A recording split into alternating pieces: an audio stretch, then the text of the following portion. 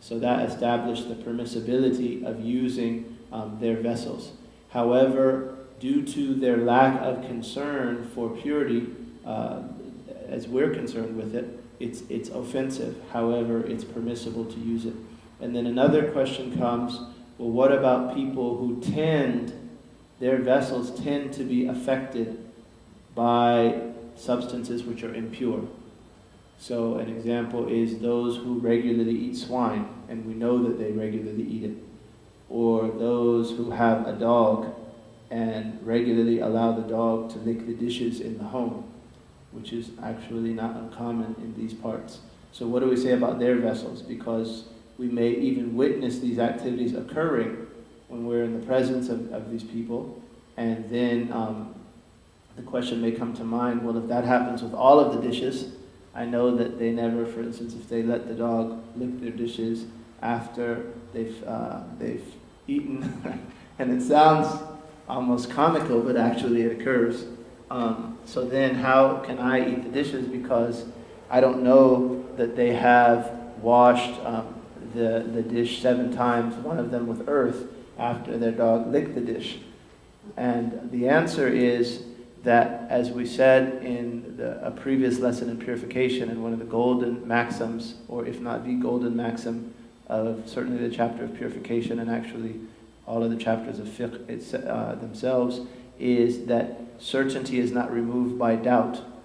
So the initial assumption of objects is their purity, and doubt of or possible impurity does not remove that initial assumption. So the assumption of any given dish is that it is pure.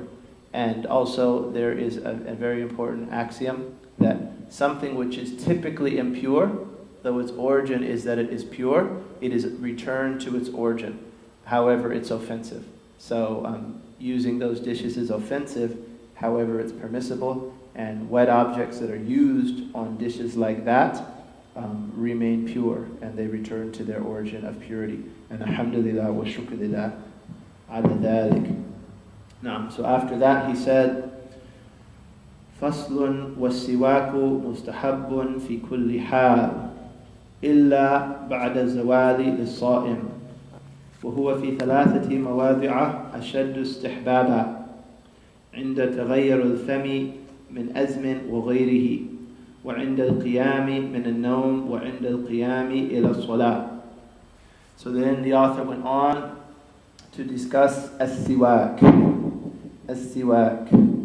And he said, the translation and the meaning of what he said is, using the toothstick, the siwak or miswak, is recommended at all times, except after the sun passes its zenith for someone who is fasting.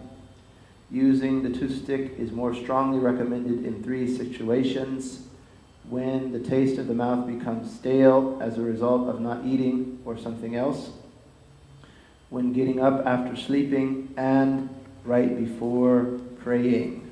So siwak is a sunnah, and it is a very important sunnah.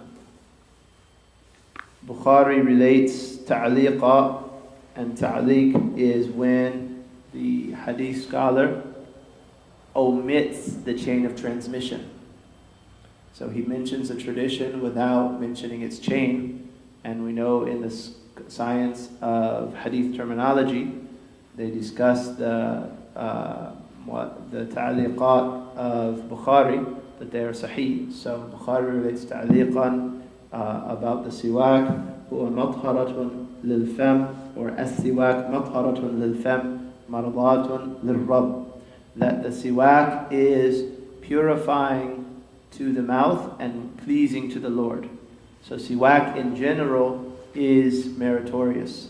And that for this reason he says, وَالسِّوَاكُ مُسْتَحَبٌ فِي كُلِّ حَالٍ. That siwak is praiseworthy in every state. So siwak in and of itself is praiseworthy. It purifies the mouth and it pleases the Lord. And the Prophet ﷺ, it was one of the sunnahs that he did very often. And we will discuss some of the times in which he did it. So what is siwak? Is siwak this plant? the roots of which, these are actually the roots of which look like this. And the answer is, this is a type of siwak, though the siwak is not limited to this.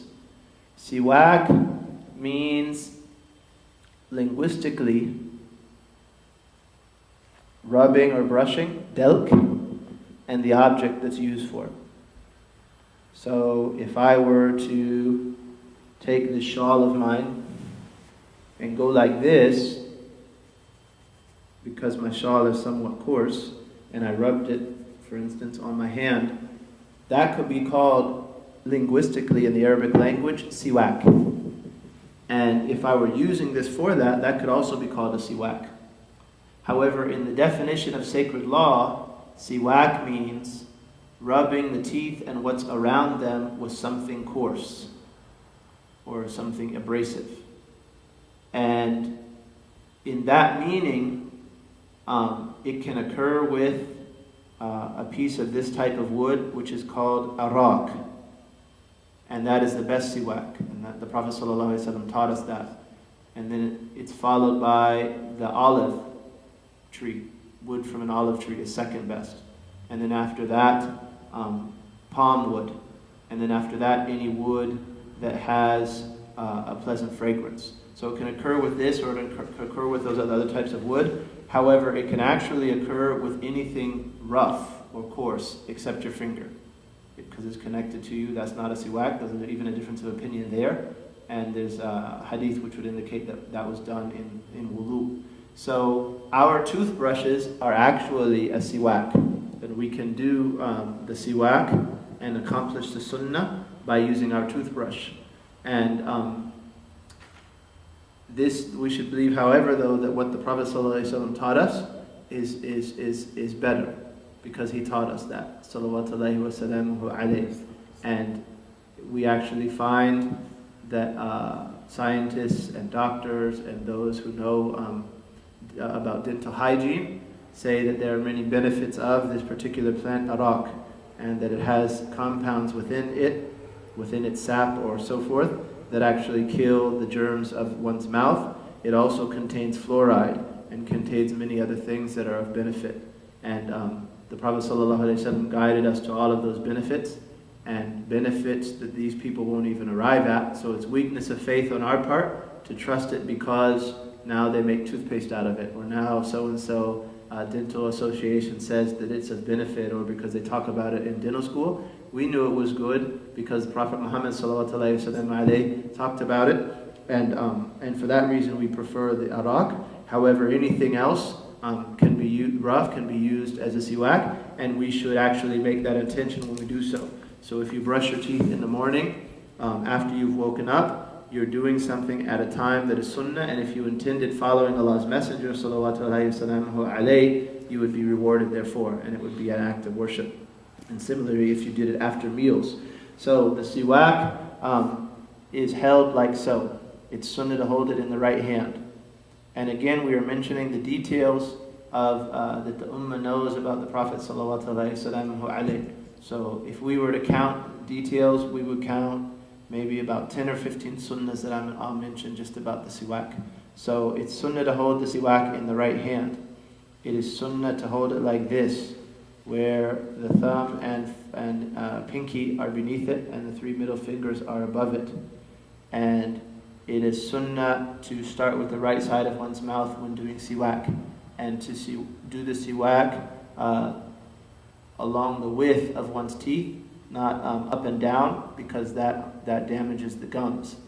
And it is also sunnah to do siwak on the tongue, but the tongue is lengthwise, whereas the teeth are done laterally. And one starts with the right, and any amount, just a little bit, accomplishes the minimum sunnah. However, it is best to do the siwak thrice, unless it is due to a change. And if it's due to a change, one should do it until the change is removed. So for instance, if you did it after eating, or you did it after sleeping, and so forth, as the author mentioned, when it's due to a change in one's breath, then one should do it until that change, or the color of one's teeth, for instance, then one should do it until the change is removed. And they say that you should do it on the right upper first, and then the right lower, and then do it like a figure eight and go with the left upper and the left lower. So it's like a figure eight, and one does it thrice and back and forth. And that is sunnah, a sunnah way to use a siwak. And it's best that it be moistened, that it be a dried wood and then later moistened. La ilaha illallah Muhammadur Rasulullah sallallahu alayhi. So those are a few sunnahs of siwak. And then he mentioned that it is always praiseworthy to do the siwak, except after the sun crosses its zenith for someone fasting. And there is actually a tradition indicating that time specifically, but they understand this from the saying of the Prophet ﷺ that the khuluf, the change in the mouth of the one who fasts, is more pleasant to Allah than the fragrance of musk. So that's understood from that prophetic tradition. However, that is actually a point concerning which there is a difference of opinion. So there's a difference of opinion about whether or not it is offensive to do it after the sun crosses its zenith for the one who is fasting. And from those who held that it wasn't offensive is Imam Nawawi, who was actually one of the major jurists of the late Shafi'i school. So Shafi'is can follow him in that position if they prefer when they are fasting. And it is the amal of Imam al-Haddad, for instance, Allah have mercy on him, to use it after the zawal, after dhuhr time essentially, while fasting, but only for prayer. So he would use it for prayer because the Prophet ﷺ said that 2 rak'ahs with siwak are better than 70 rak'ahs without siwak. So siwak is very important from that point of view, that it renders one's prayer better than if done without it. So he said that it's praiseworthy in every time. Again, because it's praiseworthy as pleasing to the Lord subhanahu wa ta'ala and purifying to the mouth. Except after the zawal, after the sun passes zenith for someone fasting, meaning after dhuhr time essentially. And in 3 circumstances that the author mentioned, and we'll add more, it is more praiseworthy. So whenever the mouth changes in its color or anything else, so it's praiseworthy to do siwak, and at that point one should do it until the change ends. It is also praiseworthy to do siwak after eating. And cleaning between one's teeth is also praiseworthy. So after eating, for instance, to floss one's teeth and to brush one's teeth is actually sunnah. And if someone does those with that intention, they're rewarded. So when someone embraces Islam and follows the sunnah, their dentist should tell them, and that we find that this occurs, that their dental hygiene has improved. Purification, and actually all of the chapters of Fiqh themselves, is that certainty is not removed by doubt. So the initial assumption of objects is their purity, and doubt of or possible impurity does not remove that initial assumption. So the assumption of any given dish is that it is pure. So that established the permissibility of using their vessels. However, due to their lack of concern for purity, as we're concerned with it, it's offensive. However, it's permissible to use it. And then another question comes, well, what about people who their vessels tend to be affected? Then how can I eat the dishes because I don't know that they have washed the dish 7 times, one of them with earth, after their dog licked the dish?